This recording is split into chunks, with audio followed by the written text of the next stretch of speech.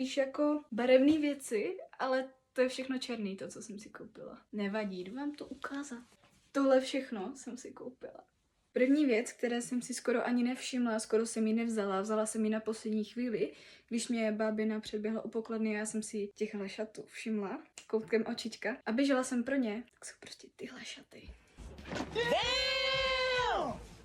Tady mám tyhle šaty, tady to mají tak jako průhledný a mají tady malý rozparek a jsou jako krátký a u těhle jsem se bála, že mi nebudou sedět a padnou mi. Tady tahle blůzka za 50, protože my jsme to stihli tak, že byla jako šťastná hodinka, takže všechno, co nebylo blůzka, byla za 100 a blůzky byly za 50. A pak mám prostě volný kargo. Jsou úplně úžasný. Jakože jsou big, sedí mi dobře, sedí mi na boky, že jako víš, že můžu nosit jako low rise a vypadá to normálně, teda teďka ta bluza vypadá fakt debilně z boku, jsem si všimla. Takovou jakoby blůzku, má to límeček a já takový mám už třeba 2, ale většinou jako tady to není sešitý, takže se mi jako sami rozepínají a to není úplně příjemný, ale tady to je prostě sešitý.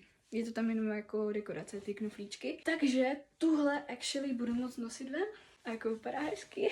Teď bacha, jo? Tuhle košili jsem koupila přítelovi, i když vím, že on jako košile nenosí, ale řekla jsem si, že by to jako k němu sedělo. A že když tak to prostě budu nosit já rozeplý, jo? No teď je mi třeba brutální vedro v té košile, já si chápu, proč to nenosí, jo? Ale takhle vypadá jako zepředu a vzadu máš toto. A já ji velmi pravděpodobně budu nosit jakože rozeplou, že prostě pod tím budu mít třeba tílko, jo, nebo takhle a bude to jako vypadat hezky. Jo, takhle, že bych ji prostě mohla nosit takhle.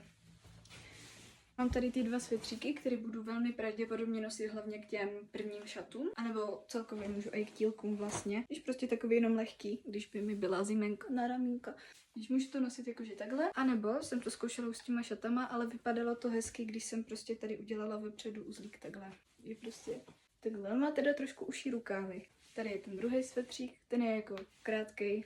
A můj poslední půl, z kterého jsem měla mega radost, je tahle bunda. Protože já mám ještě jednu, ale ta nemá tady ten límeček. Takže jich potřebuju samozřejmě víc, i když jsou skoro stejný. Mega pěkná prostě. I když ji zapnu, tak vypadá prostě hrozně hezky. Jo, vypadá takhle. Já mám teda ještě hrozně podobnou, jako víceméně tu stejnou, ale semišovou, ale já ji prostě nenosím, protože se mi nelíbí semiš. A mě ji kdysi koupila máma, fakt jako roky dozadu a já jsem ji nikdy nenosila. Takže včera byla jako, ty takovou už doma máš? Tak to bylo všechno, byla jsem v Humaně v Olomouci, takže když tak tam můžete skočit, mám pocit, že tam byla ještě jedna podobná hodně kožená bunda, jako je tahle, tak tam můžete jít taky a